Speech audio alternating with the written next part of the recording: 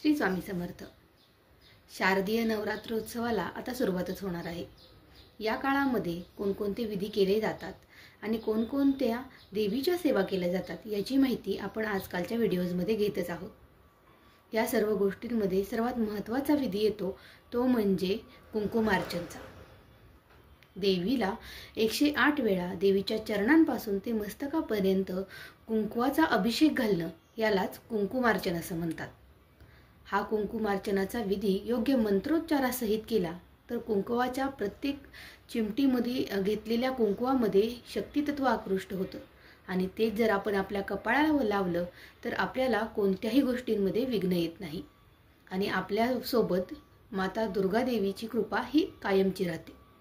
मग हे कुंकुमार्चन कशा पद्धतीने करायचं आणि त्यासाठी कोणते विधी आणि नियम आहेत या सर्व गोष्टींची माहिती आजच्या 2 वाजताच्या व्हिडिओमध्ये मिळणार आहे। त्यामुळे आपला 2 वाजताचा व्हिडिओ हा नक्की बघा।